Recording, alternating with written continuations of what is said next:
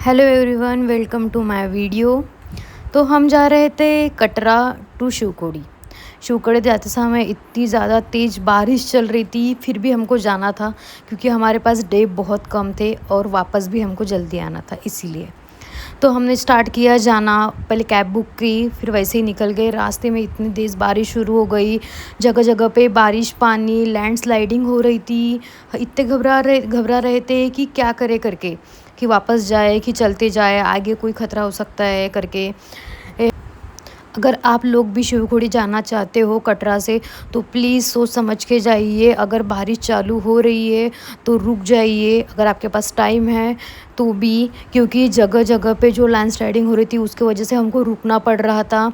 बारिश इतनी तेज़ हो रही थी कि आगे का कुछ दिखाई नहीं दे रहा था। गाड़ियाँ आगे पीछे, लाइट्स चालू, सभी इतने परेशान हो गए थे कि जाए तो जाए कैसे जाए। फिर भी कैसे वैसे बारिश कम हो गई, फिर हमने रास्ता आगे बढ़ते गए। फिर फाइनली थोड़ी देर के बाद पूरा रास्ता क्लीन हो चुका था। शिवखोड़ी एक ऐसी प्लेस है जहाँ से भोलेनाथ महाराज ने यात्रा शुरू की थी अमरनाथ जाने की। उन्होंने वहाँ से एक बहुत बड़ी गुफा खोदी है कि वहाँ से डायरेक्ट रास्ता जो है वो अमरनाथ पहुँच जाता है।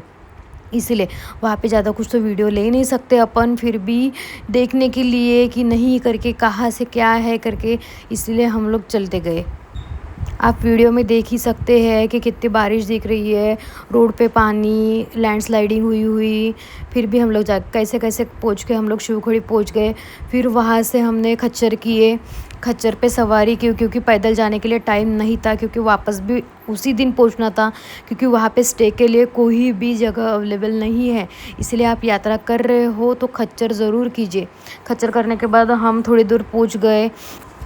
फिर हम मौसम के नज़ारे देखते आगे बढ़ते गए। फिर फाइनली नज़दीक पहुँचने के बाद हमको थोड़ी दूर और पैदल चलना पड़ा, वहाँ पे खच्चर नहीं जाते हैं।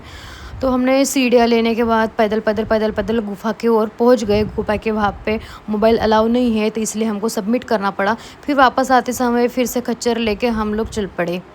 फिर थोड़ा-सा फिर बारिश चालू हो चुकी थी और लैंडस्लाइडिंग की घोषणा हो चुकी थी। वहाँ पे अलर्टनेस बहुत दिखाता है कि जल्दी करो क्योंकि लैंडस्लाइडिंग की बहुत ज़्यादा ये हो चुकी है। थोड़ी मुश्किलात आई पर हमारी यात्रा पूरी हो चुकी।